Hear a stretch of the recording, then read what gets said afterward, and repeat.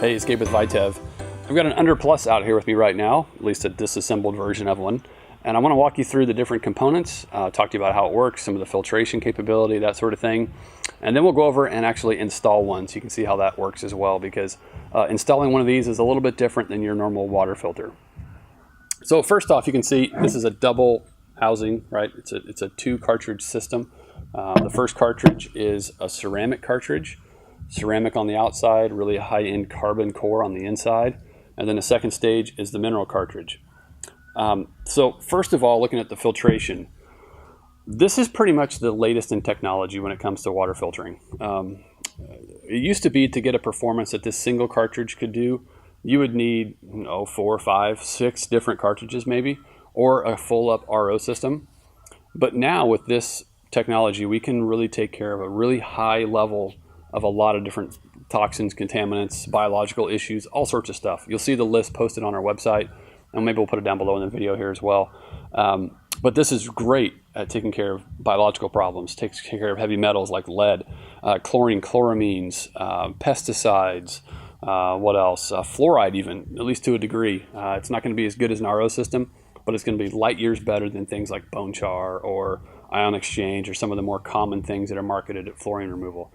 You really can't get better than this type of filtration system when it comes to wanting to use something simple and really space saving, I guess, if you think about it that way. So once the water goes through the filtration chamber, it jumps over to the mineral side, and we have a full cartridge here of our mineral blend. This is the same one we use in the Flow or any of our countertop systems. You'll have magnesium, infrared ceramics, tourmaline added into here. One of the things we like about this ceramic is that it doesn't remove the natural minerals in your source water. It just takes care of the bad stuff.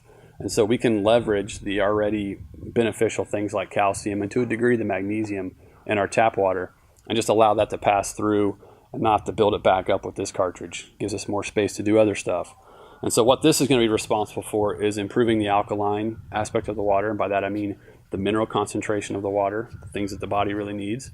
It's going to bring up the pH side of stuff, the antioxidant properties, hydrogen creation. We have a hydrogen test posted as well, so you can see how well this is performed with that variable of that aspect of water. And then just general hydration as well. And you'll see this is a full cartridge, so it's 12 months replacement cycle versus our Flow or our single Under, which would just be a 6-month cycle. All right, so that's the filtration and the mineral side of things. The last thing to talk about is our faucet, because you'll see this is a different looking faucet. See, it's got 3 lines. I'm a KU guy, so you got red, blue, and yellow. And the way this works, or the reason why we need it, is because with a natural alkaline system, as soon as the water hits the minerals, the reaction starts. And as long as those minerals are in the water, the reaction continues. That means this is submerged all the time. You're constantly going to be getting the ionization reaction. That reaction creates some pressure. It creates hydrogen, and we needed something to do with that hydrogen. Otherwise, you get a really strong blast of air, a lot of sputtering, and just poor user experience when you turn this thing on, especially first thing in the morning.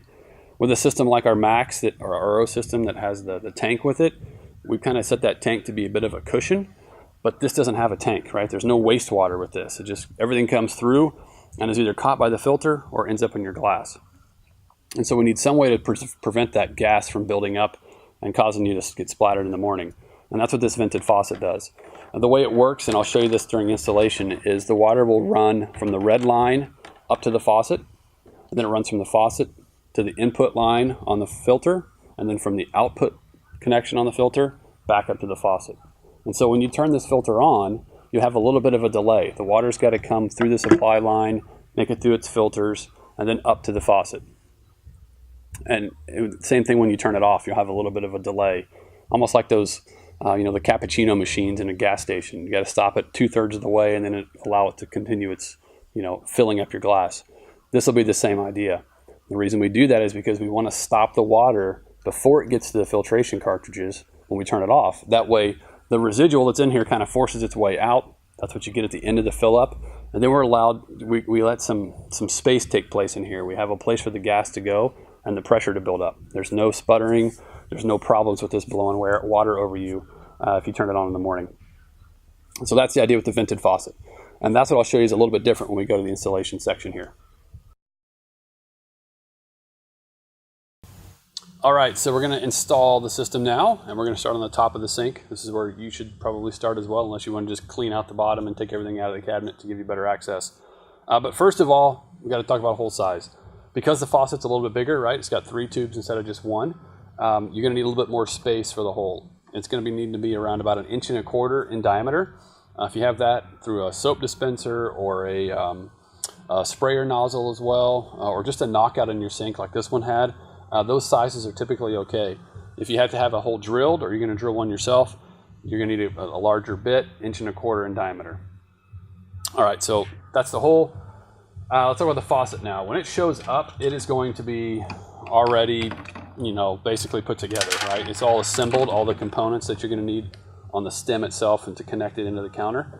They're all there. Just start loosening up the brass nut underneath, and just enough that this little Pac-Man looking C clip here will be fit on just right like that, all right? This is going to be the part that sits just underneath the counter.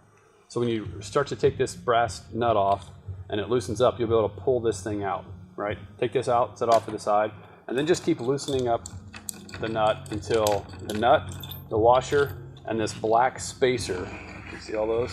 The nut, the washer, and the black spacer all are loose. You can then just slide those down the tube a little bit.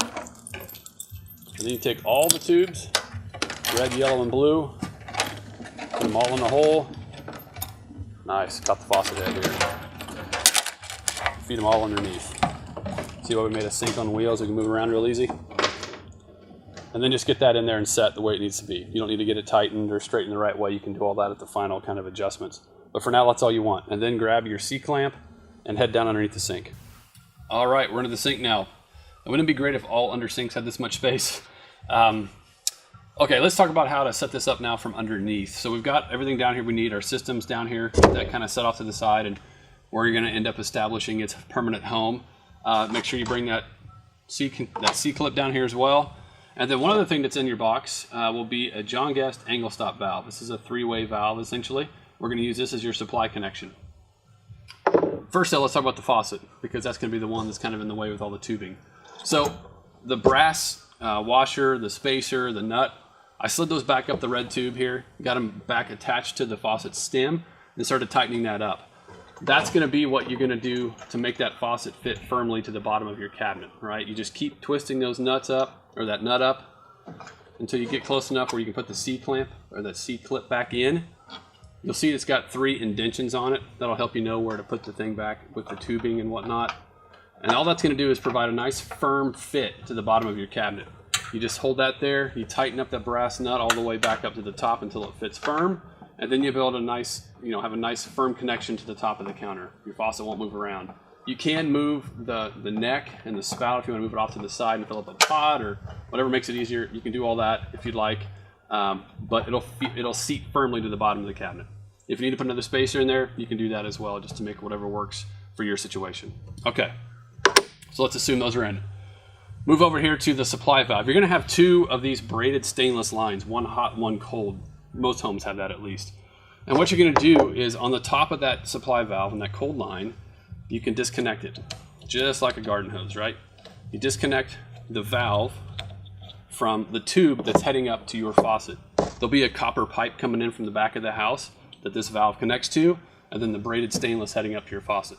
So disconnect the braided stainless, obviously turn off the water first, right? Crank that thing on the way down. And then this new John Guest valve will be put in its place. You connect this part to the valve, put your stainless tubing back on the top here, tighten them down, good and tight, not too tight, right?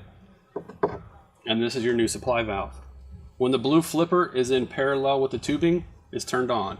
When it's pushed off 90 degrees, it's turned off, right? I would just turn it off for now until you're ready to go. And then we're going to start connecting the tubing. So your red tube is the supply tube. And you can also cut this tubing if you know how much space you're going to need. We give you a lot, as you can see, to make sure it fits underneath the sinks, or any type of sink. But you can cut this down to size. The red tubing is your supply tube. And so that's going to go into this new valve. You just push it in. It's got a compression fitting. You give it a good kind of double push, and you'll feel it kind of move a little bit and then seat firmly in. Right? There's your supply. The next line is your yellow. This goes to your input connector on the side of your filter, and they're both marked on the top, input, output. So the yellow line will go here. The blue line obviously goes on the outside. And that is it. Make sure the faucet's tightened well. Make sure there's no leaks. Turn the water back on slowly. And that's it. You're ready to go. When it's running, you'll hear this fill up. You'll feel it probably get cold as well. Turn the faucet on and let it flush for a few minutes. Then turn it off. Turn it back on. Let it flush for a few more minutes. When that water runs clear and it tastes okay, you're good to go. And that's it.